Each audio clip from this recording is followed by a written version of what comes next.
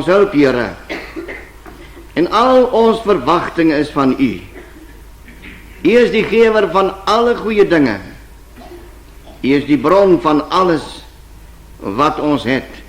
U is ons Here. Maak dit 'n mooi aand, dis ons gebed. Verlig die oë van ons verstand. Verhelder ons insig. Gee ons genade, Here, om dankbaar te wees oor dit wat U vir ons gedoen het en nog gaan doen. En help ons, Here, om 'n antwoord te kry op die vraag wat vir elkeen van ons nodig is om te weet, ook met betrekking tot ons dierbares, wat ons dalk alreeds ontval het. In U lieflike naam alleen. Amen.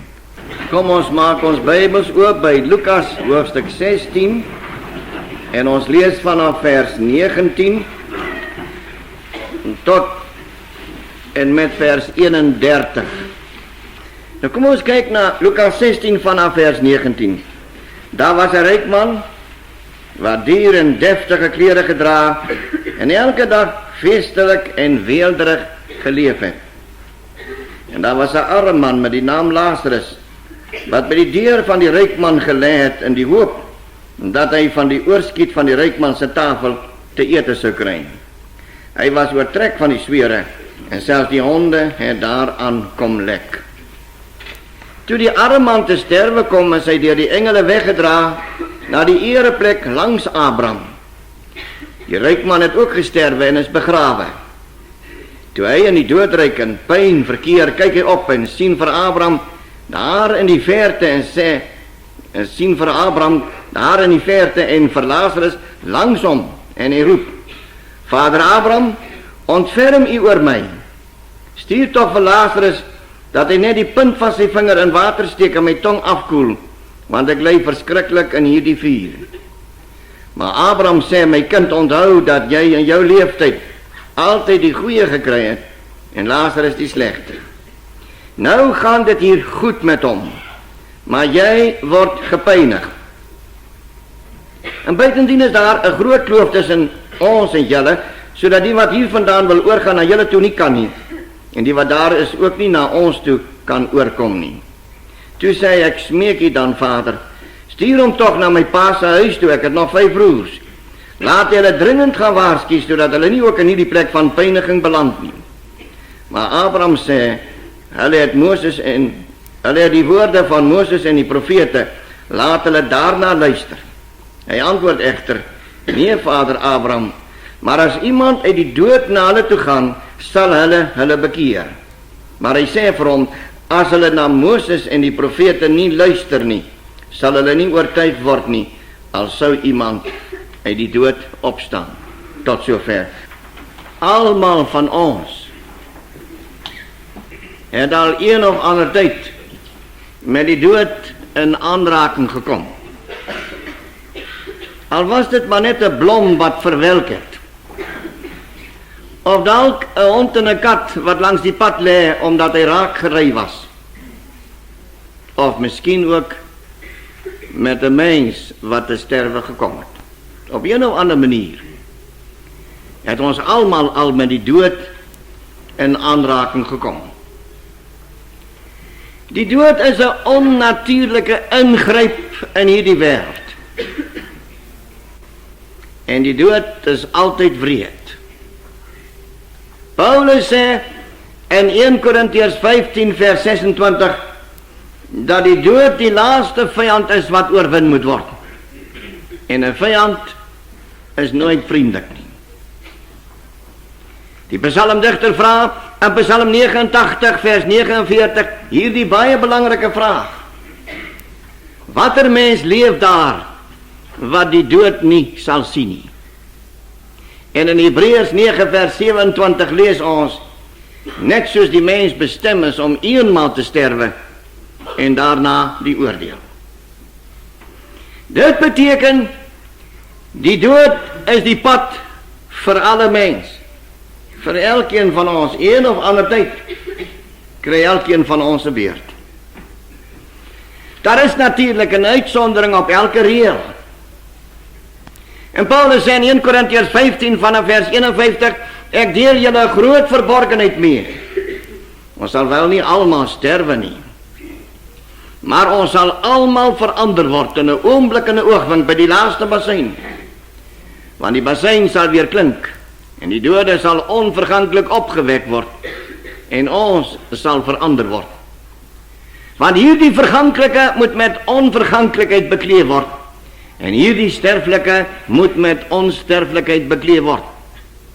Dit beteken op die dag van die wederkoms sal die mense wat nog in die lewe bly nie sterf nie, maar net verander word. En dit is vir ons 'n bepaalde uitsondering op hierdie baie belangrike reël. Wanneer die wederkoms gaan plaasvind, weet niemand nie. Dit het Jesus al vir ons gesê, nie die engele nie, ook nie hy nie, net die Vader alleen. En terwyl ons nie weet of die wederkoms gou is, of dalk nog lang vertoef nie, moet elkeen van ons verstaan dat die dood 'n saak is, of ons dit wil weet of nie, maar 'n saak is wat elkeen van ons een of ander tyd moet raak. En dit bring ons by 'n baie belangrike vraag.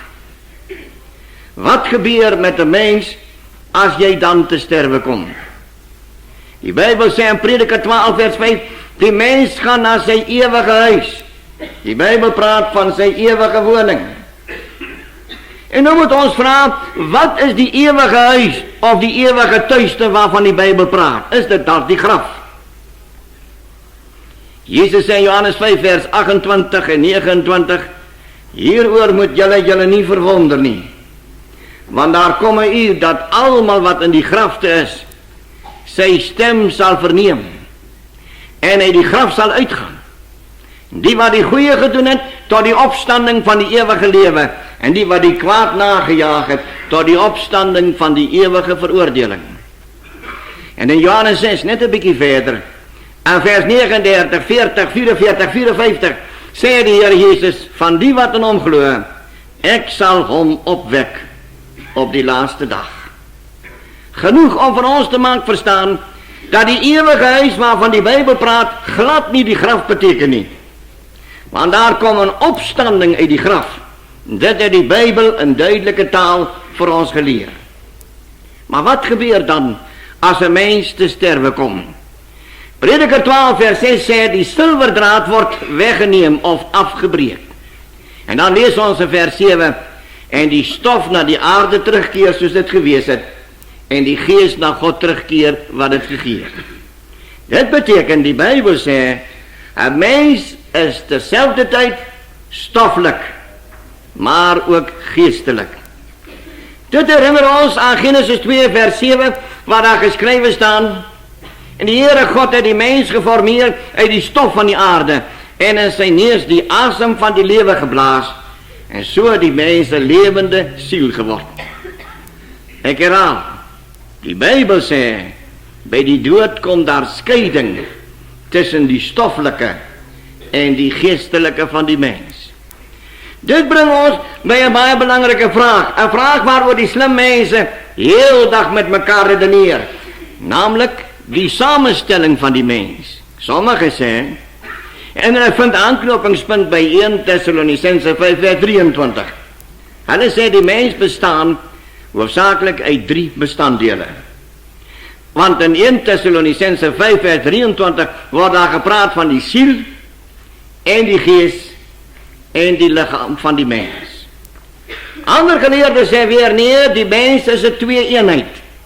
En hulle vind 'n aanknopingspunt by uitsprake in die Bybel soos Matteus 10 vers 28.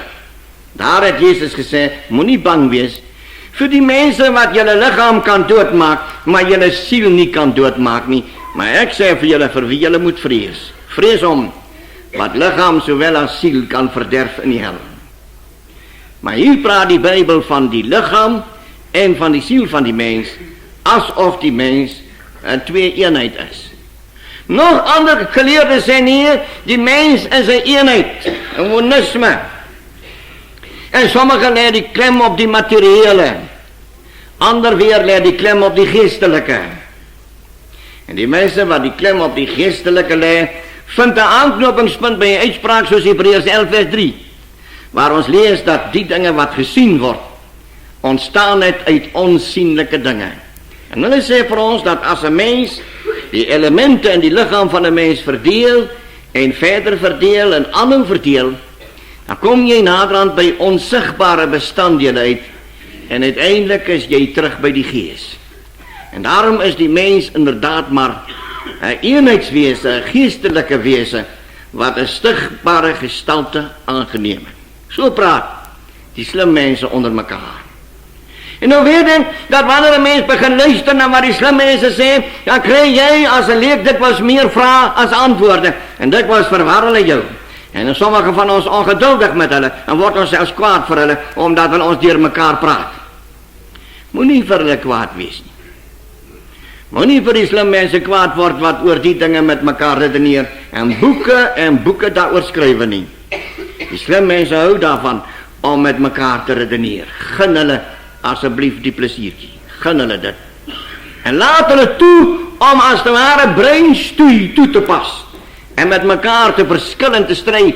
Want uit die these kom dikwels 'n antithese, en uit dit alles 'n synthese, en so ontwikkeling ook in die wetenskaplike denke van die mens. Ons het al baie dinge by die slim mense geleer. Maar kom, ons maak dit vanaand vir onsself baie meer eenvoudig. Ons vader het al oor die dinge nagedink baie jare gelede. Dit was vir hulle geen vreemde vraag. Wat word van die mens as hy te sterwe kom nie? En elkeen van ons wat nog onthou die dae van ons katekisasie, toe ons met die 3 formuliere van enigheid besig was, dis nou die Nederlandse geloofsbelijdenis, die Dordtse leerreëls en die Heidelbergse katekismus, en sommige van ons het geworstel met die kort begrip, en daar word byvoorbeeld in vraag en antwoord 57 van die Heidelbergse katekismus gevraagd, en wat is dan nou die troos vir ons, vir die opstanding van die vlees waarin ons glo? En dan antwoord die katekismus, nie alleen dat my siel dadelik na hierdie lewe opgeneem word na Christus sy hoof nie, maar dat ook hierdie selfde liggaam van my, die krag van Christus opgewek, en met die verheerlikte liggaam van Christus gelykvormig sal word.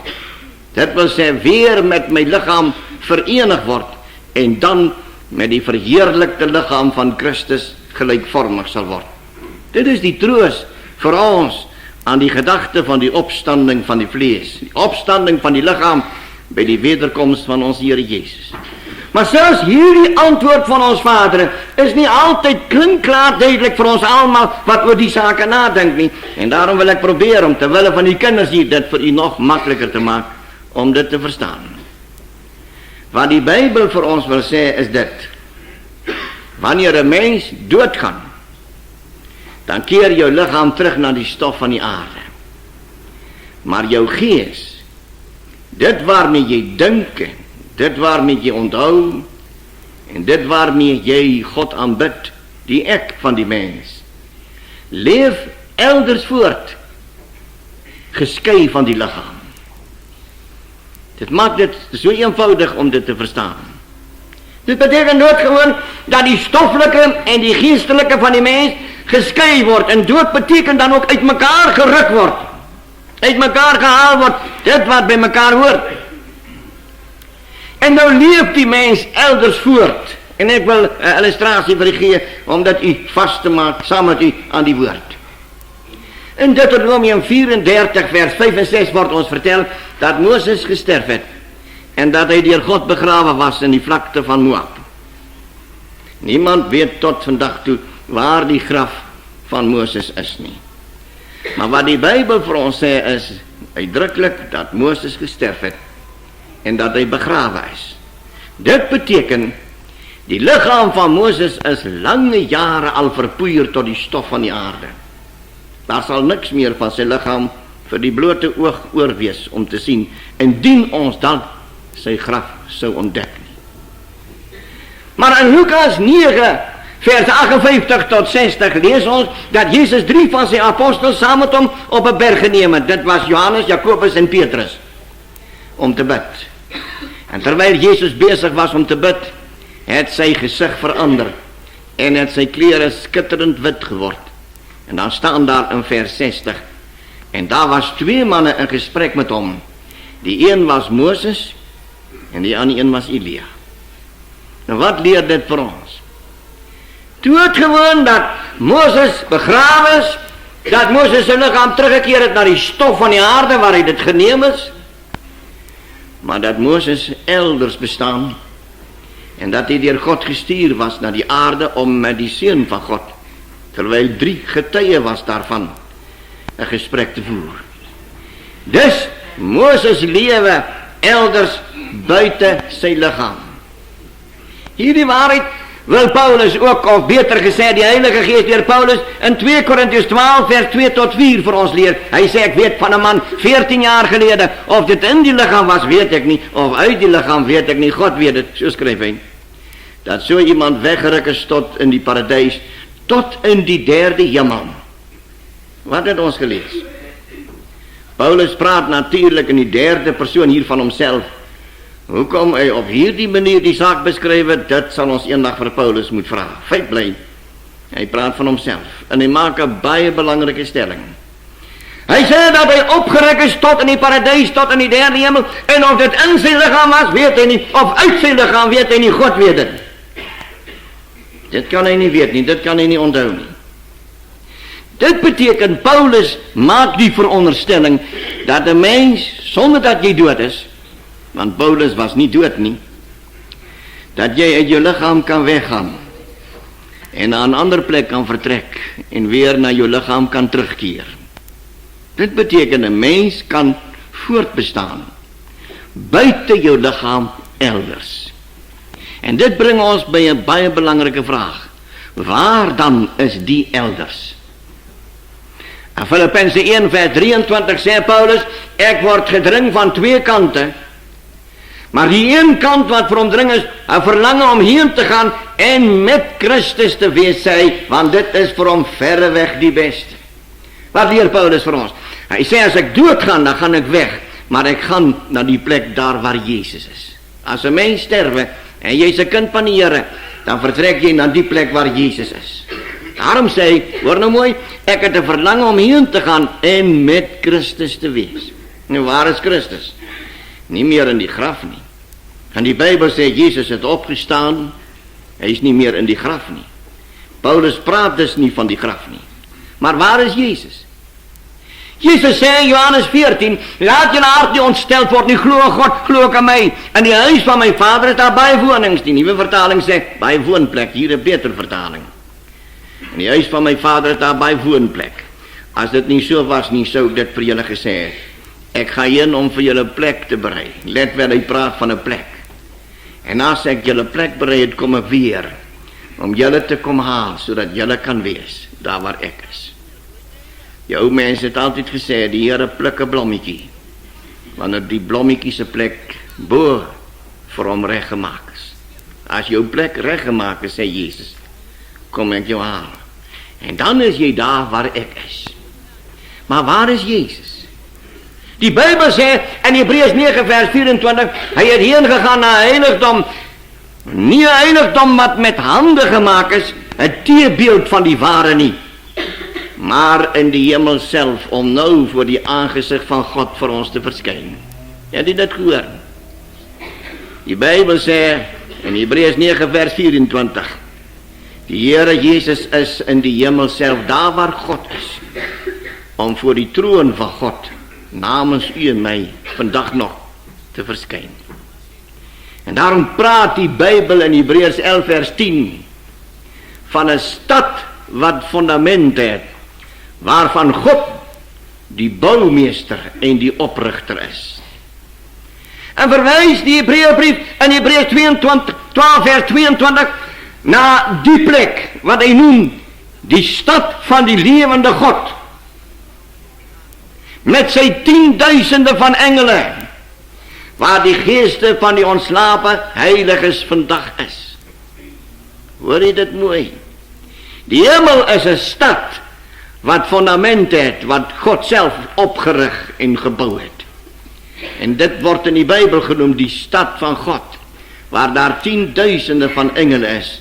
Maar ook die geesten van die ontslapen heiliges. Daar is Jezus. Maar nou trouwens, maar als Jezus dan is waar die stad van God is, die hemelse Jeruzalem is, die berg Sion is, Soos die Bybel dit beskryf, waar is hierdie stad van God? Toe Jesus opgeneem is, ons lees daarvan in Handelinge 1 vanaf vers 9. Toe hy opgeneem is, staan daar, en hy is opgeneem in die hemel, terwyl hy dit sien, en terwyl hy stip na die hemel kyk, want die wolk het hom voor hulle weggeneem. Dus die Bybel sê, die hemel is daarbo, want die Here Jesus is opgeneem na die hemel, terwyl hy dit sien. Maar waar is daarbo? In Lukas 23 vers 42, draai een van die rowers wat saam met Jesus op Golgotha gekruisig was, om na hom, en hy sê vir hom, Jesus, dink aan my, as hy kom in die koninkryk van die Vader. En toe sê Jesus vir hom in vers 43, dis nou Lukas 23, voorwaar, ek sê vir jou, vandag sal jy saam met my in die paradys wees. Die Griekse woord is semeron. Letterlik vertaal beteken dit this very day. Hierdie selfde dag, vandag, sal jy saam met my in die paradys wees. Maar as Jesus dan na die paradys vertrek het, en as die rower aan die kruis wat verlos was deur God daar op Golgotha, dan saam met hom na die paradys geneem is, waar is die paradys? En dan sê Paulus in 2 Korintiërs 12 vers 2 en 4, dat die paradys is in die derde hemel. Hy sê weet van 'n man wat opgeruk is tot in die derde hemel, tot in die paradys. Nou waar is die derde hemel? Die eerste hemel is volgens die Bybel die wolkehemel. Die tweede hemel is volgens die Bybel die sterrehemel. En die derde hemel is anderkant die sterre, die stad van God, wat fondamente het, wat God vir ons berei het. Die derde hemel, die paradys, is anderkant die sterre. Daar is die woonplek vir 'n skare so groot, volgens Openbaringe 7, dat niemand dit kan tel nie. En as ons die antwoord in die Bybel het, bring dit ons by 'n baie belangrike vraag. Hoedanig is die toestand van iemand wat dan te sterwe gekom het? Die Bybel antwoord hierdie vraag. In Lukas 20 vers 37 en 38 sê Jesus, en dat die opstanding van die dode plaasvind, het Moses aangedui in die gedeelte van die doornbos waar hy God genoem het, die God van Abraham en die God van Isak en die God van Jakob. En dan gaan Jesus voort hier te sê, en God is nie 'n God van dooies nie, maar van lewendes, want almal leef vir hom. Wat sê Jesus? Jesus sê Abraham, Isak en Jakob is dood. Daar twyfel niemand nie, die Bybel het dit vir ons vertel. Maar Jezus sê, hulle is nie dood nie, maar hulle lewe. Met ander woorde, Jezus sê, as 'n mens sterwe, gaan jy nie dood nie. As jy dood is jy nie dood nie. Jou liggaam is dood, ja. Jou liggaam keer terug na die stof, ja, maar jy, die gees, jy wat woon in jou liggaam, jy verhuis uit jou liggaam, om by die Here in te woon. En jy wat uit jou liggaam uitwoon, jy gaan nooit dood nie. Jezus sê, God is 'n God van lewendes en nie van dooies nie.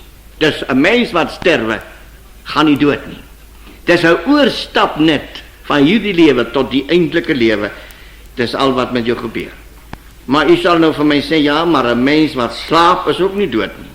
Maar hy weet niks. En dit bring ons by 'n volgende belangrike vraag. Hoe lewe hierdie mens? En nou gee God 'n gesig vir Johannes op Patmos 'n antwoord in Openbaringe 6 vers 9 tot 11. As die 5de seël oopgebreek word deur God, dan sien Johannes onder die altaar, hoor nou mooi, die siele van hulle wat gedood is, terwyl van die woord van God en die getuienis wat hulle gehad het. En hy hoor hoe dat hulle met 'n groot stem roep en sê, o heilige heerser, o heilige en waaragtige heerser, hoe lank nog wreek u nie ons bloed op die bewoners van die aarde nie? En dan word daar vir hulle wit klere gegee om aan te trek. En vir hulle word gesê dat hulle nog 'n klein tydjie moet rus, totdat hulle medediensknegte en hulle broeders, wat net soos hulle gedood moet word, voltallig sal wees. En dan woorde, wat openbaar God aan sy kind op Patmos? Hy leer vir hom, dat as 'n mens sterwe, dan kan jy praat, en dan draai jy klere, en dan word jy door God getroos en aangespreek. Jy is nie soos een wat slaap nie. Jy is bewus, jy lewe, En jy het 'n gedaante wat sigbaar is vir mense wat die vermoë het om hulle te sien. En hulle dra klere, hulle praat met God, hulle onthou die wyse waarop hulle aan hulle einde van hulle lewe gekom het. Hulle het dit nie vergeet nie. En in Openbaring 7 word ons vertel van 'n menigte wat niemand kan tel nie, wat die Here God loof en prys oor die grootheid van die goedheid wat God aan hulle bewys. Met ander woorde, die toestand van hierdie mens is, hulle lewe in heerlike omstandighede. Hulle lewe by God. Hulle is daar waar Jesus is, met sy duisende van engele. En dit bring ons by 'n baie belangrike vraag. Hoekom het Lazarus wat 4 dae dood was, die verhaal van ons opgeteken in Johannes 11, en na die 4de dag het Jesus hom opgewek, vers 43, sê hy het met 'n groot stem geroep en gesê, Lazarus, kom uit! En toe hy opgestaan, maar hy was vastgebind met grafdoeke aan sy hande en sy voete. En in vers 44 het Jesus gesê, maak hom los en laat hom gaan. Hy was 4 dae dood, die Bybel sê dit. En nou bring dit ons by 'n belangrike vraag. Hoekom het Lazarus niks kom vertel nie? Ons lees van die seun van die weduwee van Nain wat dood was en wat Jesus opgewek het. Hoekom het hy niks vertel nie? Ons onthou nog die verhaal van die dogtertjie van Jairus wat Jesus opgewek het. Hoekom het sy niks vertel nie? Ons lees in Matteus 27 vers 52, op die dag van die kruisiging het baie liggame van die ontslape heiliges uit die graf uit opgestaan. En Hebreërs 11:35 verwys daarna. Vroue het hulle dode uit die dode teruggekry. Hoekom het die baie wat op die dag van die kruisiging herleef het, opgestaan het? Hoekom het hulle ons niks vertel nie? Nou, toe ek 'n studenteleraar was, het was 'n baie aangename tyd van my bediening. Want het is wonderlik om met studente te werk. Hulle is dierbare mense. Frans Rautenbach sê die woord dierbaar beteken half dier en half baar. Ek het dit geniet om met hulle te werk. En vooral met kamerbesoek het ek op baie slim studente afgekom, vooral die wat filosofie studeer. Ek het self ook filosofie studeer, dus ek weet iets waarvan ek praat. En dikwels het ek by sulke slim studente dan ook argumente gekry wat hulle vir my opnoem en sê, dominee, maar die Bybel weerspreek homself. En een van die dinge wat nog tamelik populair was om uit te wys was Handelinge 9 vers 7 vergelyk met Handelinge 22 vers 9. Elke keer is Paulus aan die praat oor sy getuienis. En Handelinge 9 vers 7, ek praat nou van die ou vertaling, het Paulus gesê, die mense wat saam met my was, het wel die stem gehoor, maar niemand gesien nie. En volgens die ou vertaling, in Handelinge 22 vers 9, waar Paulus diezelfde getuienis vir iemand anders vertel het, staan daar, en hulle het die stem wat met my gepraat het nie gehoor nie. Dus in Handelinge 9 vers 7 sê hulle die stem gehoor, en 'n bietjie verder sê Paulus hulle die stem nie gehoor nie. Dit was nou vir jou 'n troefkaart, dit was nou vir jou skaakmat, dit was nou vir jou 'n evidence, soos 'n paal bo water. Daarom nie, hier weerspreek Paulus homself, daar's 'n fout in die Bybel. En hoe kan ons dan die gesag van die woord van God aanvaar? Nou dalk het u ook al geworstel met sulke uitsprake in die Bybel, en miskien het u al opgelet dat in die nuwe vertaling Handelinge 22 vers 9 anders vertaal is. Nou lees dit dat Paulus sê, en hulle die stem wat met my gepraat het nie verstaan nie. En dan bots Handelinge 9 vers 7 nie meer met 22 vers 9 nie. Nou het die nuwe vertalers nou 'n slim plan bedenk om die fout reg te skawe. O nee. En die Grieks is daar sekere wetmatighede, laat my toe om u so 'n bietjie saam met my in my studeerkamer in te bring. Studente wat nou geleer word om te preek word deur die professore gesê om dit tog nie te doen nie. Ek weet, dit moet 'n mens nou maar nie doen nie. Maar elke reël het ek ook al geleer, het 'n uitsondering. En ik denk dat is toch nodig dat ik vanavond een uitzondering moet maken. En die Grieks is daar bepaalde regels en wetmatigheden.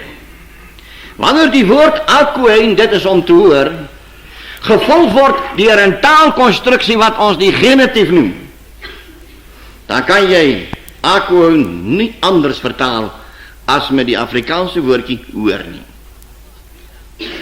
Maar wanneer diezelfde woord akouein gevolgd wordt door die accusatief, een andere constructie, dan is daar twee vertalingsmogelijkheden. De ene is om akouein te vertalen met hoor, of die tweede mogelijkheid om te vertalen met die woordje verstaan. En die context, die verband, die onmiddellijke verband en die weerverband van een gedeelte bepaalt nou wat er keuze je moet maken. En in die getuigenis van Paulus, en zijn getuigenissen, hoe dikwijls ook altijd verteld wordt, die context, die verband waarin ons naar Paulus moet luisteren. En nou weet ons, dat als ons naar Paulus luistert en ons vindt in Genesis 9 vers 7 die genitief, dan praat Paulus van hoor niet. Maar als ons in Handelingen 22 vers 9 die accusatief vindt, dan praat hij of van hoor of verstaan. En juist omdat die constructie zo opgesteld is, moet het nou vertaald worden. Anders is dit een fout. Met verstaan. En daarom is die nieuwe vertalers helemaal recht.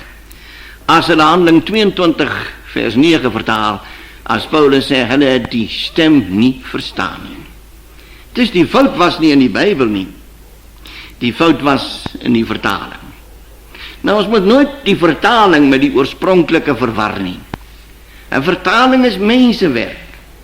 Ik weet, bij die mensen hebben nogal problemen daarmee. Ik zal nooit vergeten, toen ik een student was in die theologie, heb ik op een dag bij mensen afgekomen en iemand wat Nederlands machtig was, zo pas uit Holland naar ons land geëmigreerd, heeft nou ook zo een stevertje in die beurs gegooid. En toen zei hij voor mij, dat de Afrikaanse Bijbel, dat is geen Bijbel.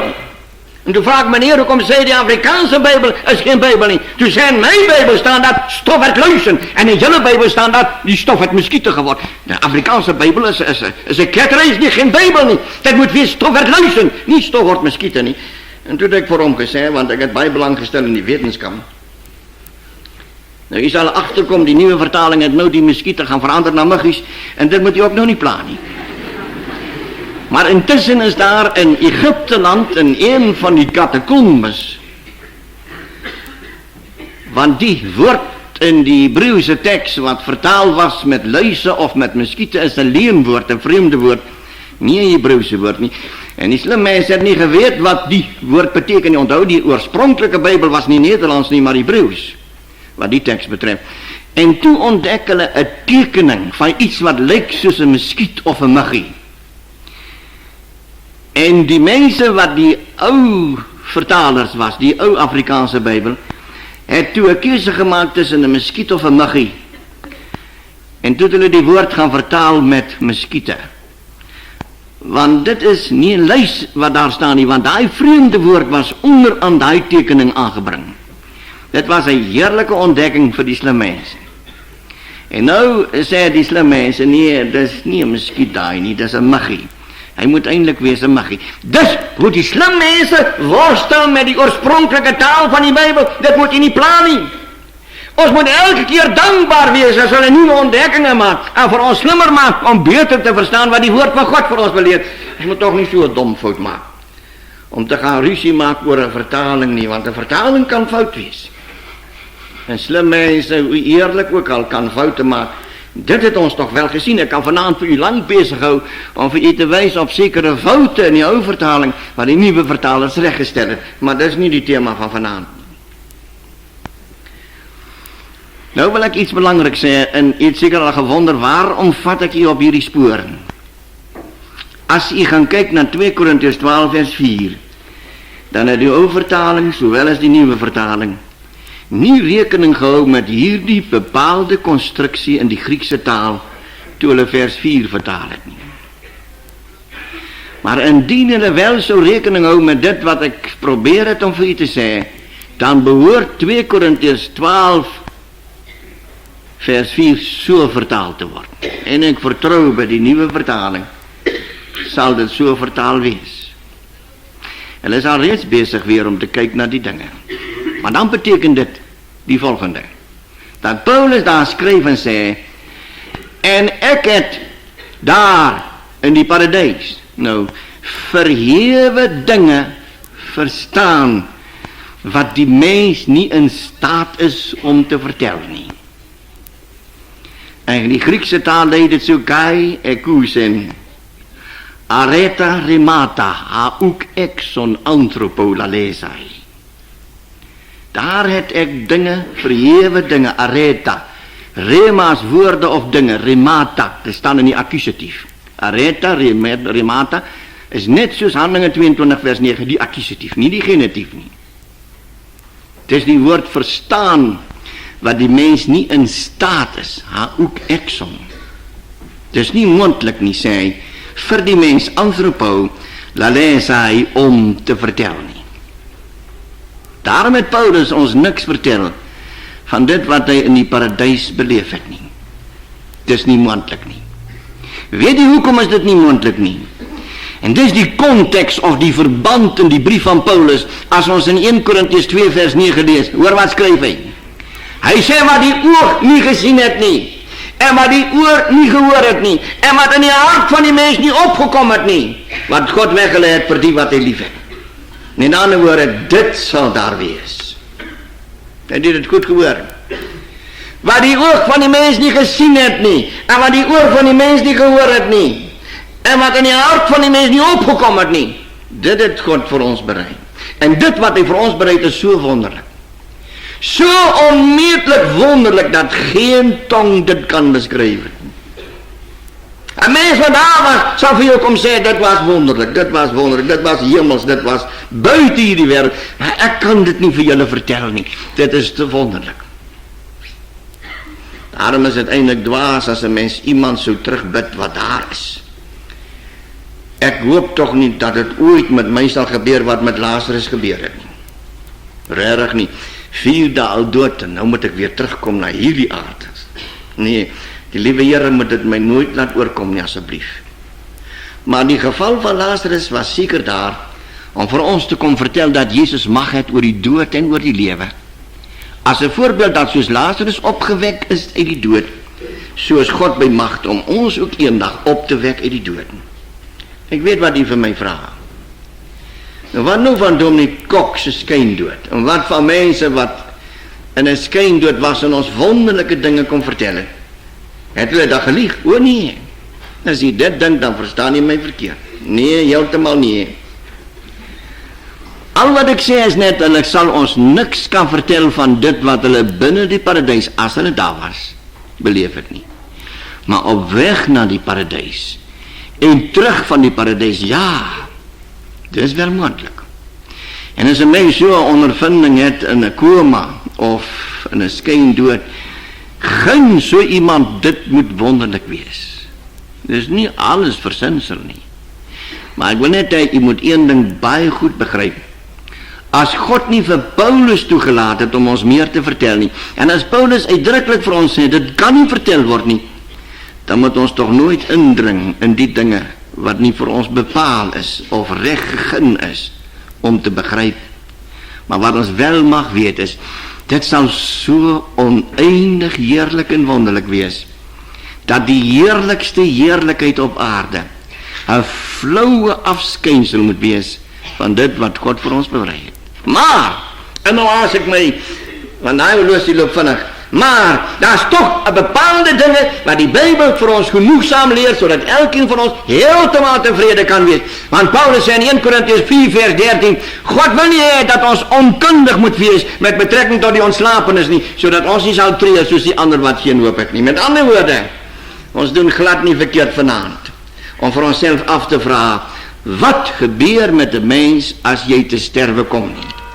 Die Heer Jesus het vir ons in Lukas 16 'n paar belangrike antwoorde gegee in die verhaal wat ons saam gelees het.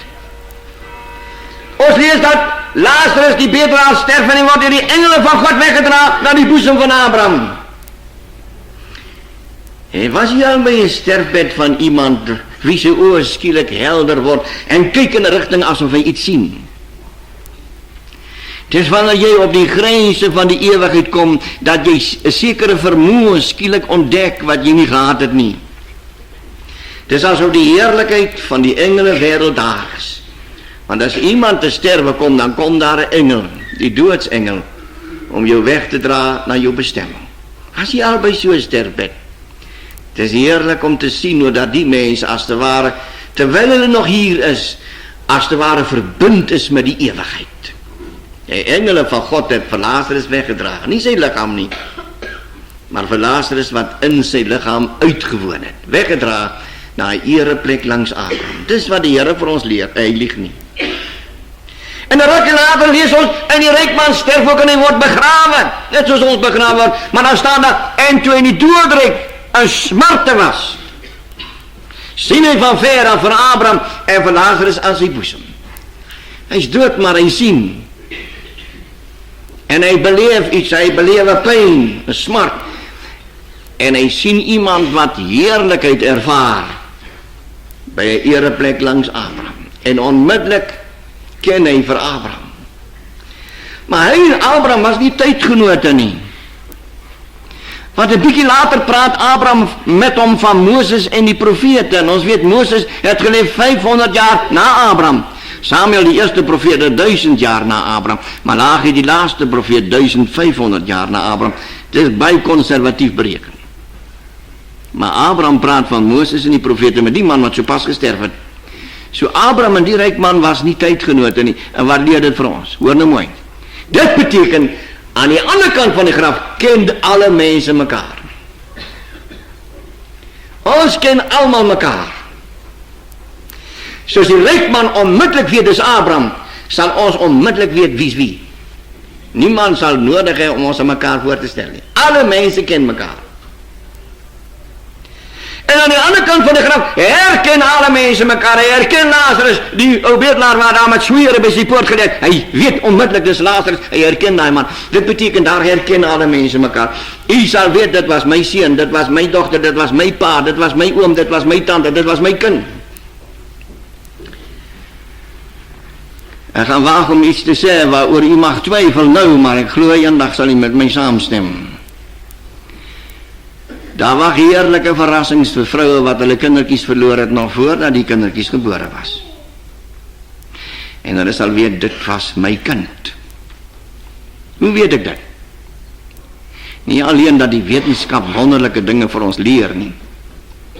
Maar in Lukas 1 lees ons van Maria toe sy swanger geraak het sy na haar tante Elisabeth gevlug. Sy maar 'n week later by haar tante aangekom en toe sy haar tante groet het die kindjie in die skoot van Elisabeth van vreugde opgespring en die Bybel sê dit was haar 6de maand. Dit was nou Johannes die Doper, 3 maande voor sy geboorte. En hy spring van vreugde op in die skoot van sy moeder. Hoekom? Want voor hom staan sy Messias.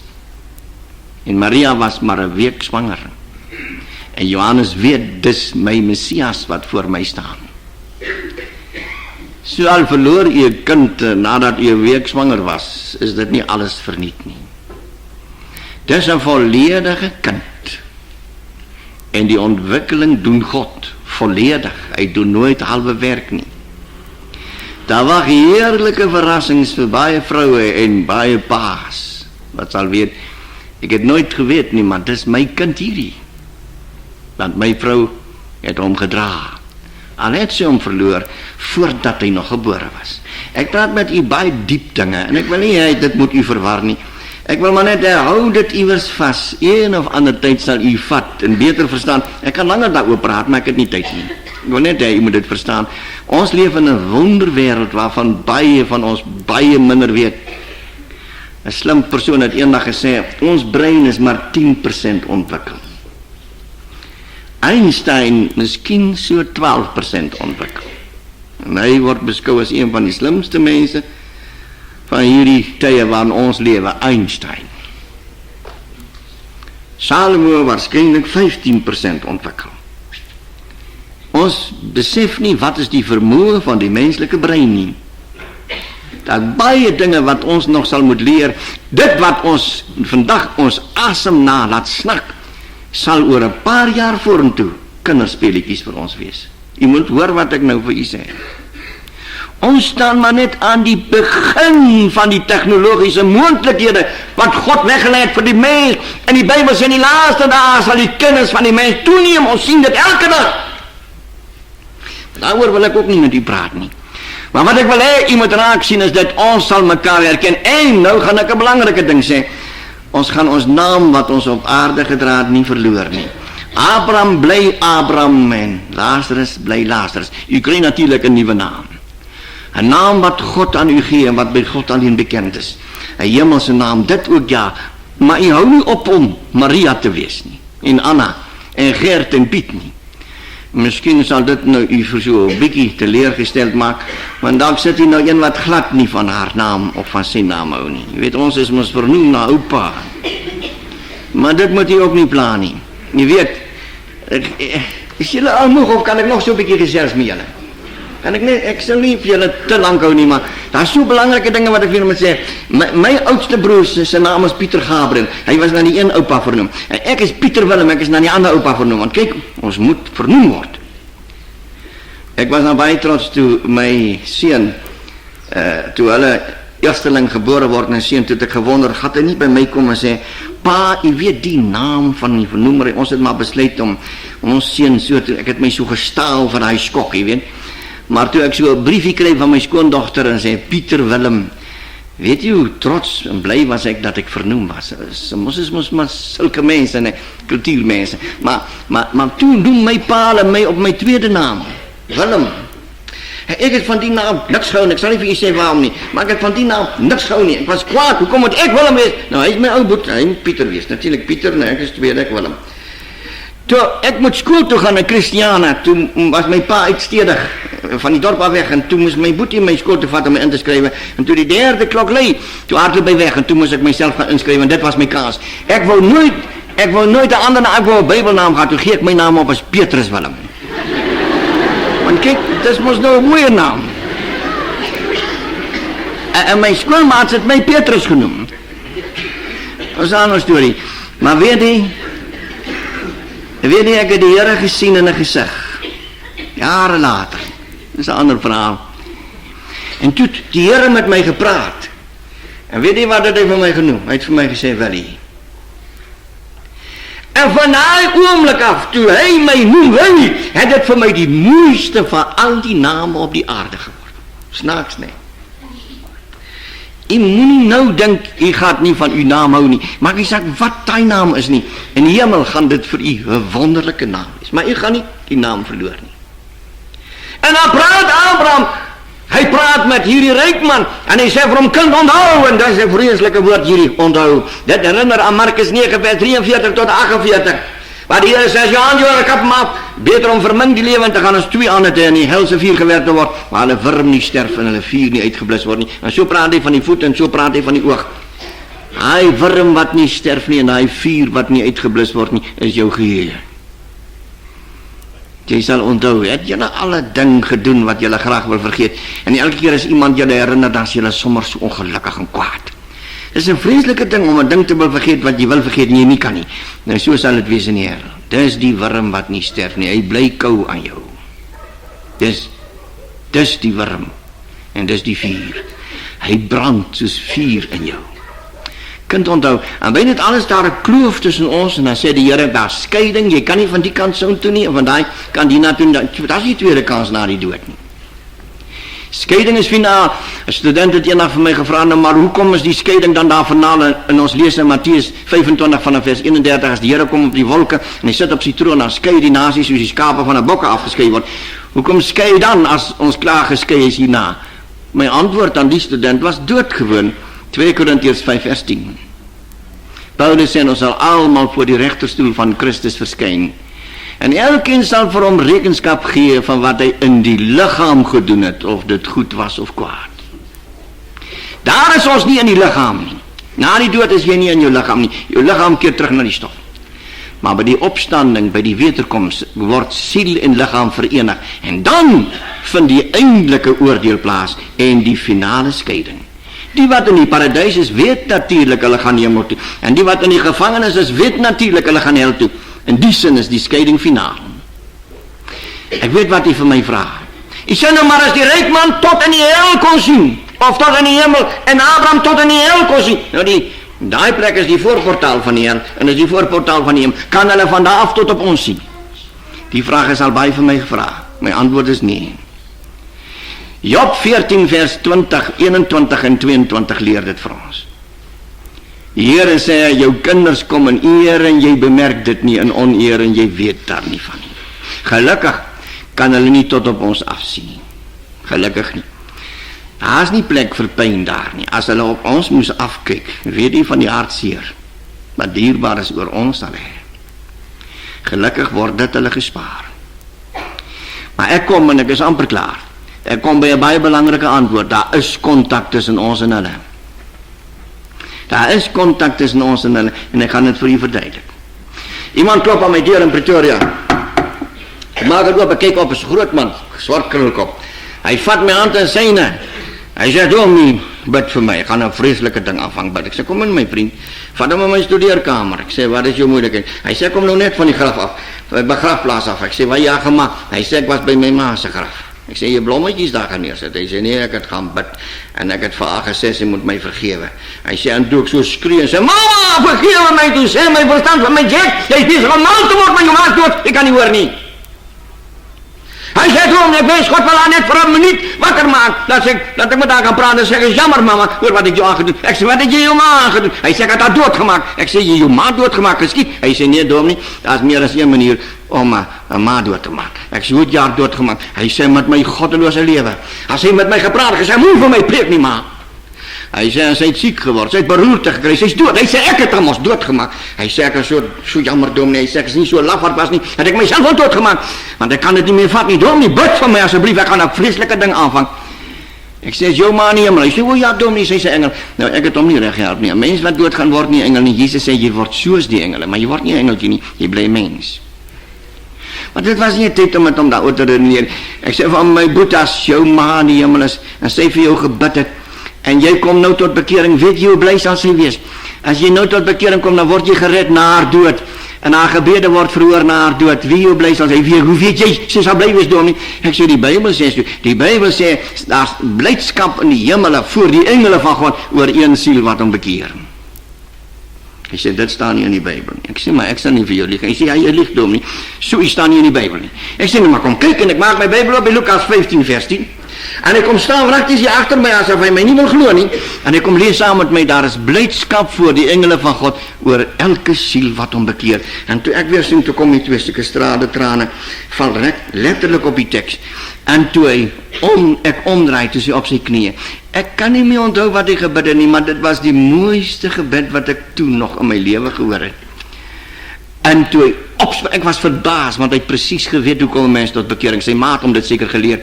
Toe hy opspring, toe blink sy gesig in sy oë. En hy gryp my aan te sien en hy druk dit dat ek seer kry. Jy weet, party mense het mos knyptanghande. As ek hier in die kerk laat inkom, dan moet ek my hand diep insit, anders druk daai ouderling in jou so, en jy hier staan en preek en skud jy nog. Maar hy het nie bedoel om my seer te maak nie, maar dit die vreugde en die blydskap in daai man se gesig. En weet jy, op daai oomblik het ek geweet, daar's blydskap voor die engele van God. Nou die nuwe vertaling het hier 'n fout. Hulle het jou vriendie waar die woorde in die Griekse taal anders gaan omsit. Ek weet nie hoekom hulle dit gedoen het nie. Daar staan in die Grieks gara enopion ton angelon, en dit kan nie anders vertaal word as, daar is blydskap in the presence of, in die teenwoordigheid van die engele nie. Het is ons geliefdes wat bly is. Het is die kontak tussen hulle en ons. As iemand gered word, dan dra die engele die boodskap tot by hulle, en dan is daar musiek en beurtsange, dan is daar vreugde oor een siel wat gered is. Miskien gaan die hemele weet môre aand wat hier in Wilgehof se kerk gebeur. O, sal dit nie wonderlik wees nie. Amen. Dierbare Here, ons kan die hele aand so praat uit die woord, maar die tyd is verby. En party mense is haastig, hulle het dinge wat hulle roep, verpligtinge. Ons verstaan. Maar u woord is so wonderlik, Here, so diep, so ryk. Daar is so baie wat ons kan leer en u is so goed vir ons. Help ons, Here, om die boek nie te bære nie. Maar dankie vir die antwoorde wat die boek gee. Seën nou u volk, Here, u gemeente. Elkeen wat hier was en is, Here, ook besoekers. ook mense van ander kerke. U het met almal 'n afspraak, Here. Hou U hand op hulle. Baie dankie, U doen dit, Here. U naam ter ere. Amen.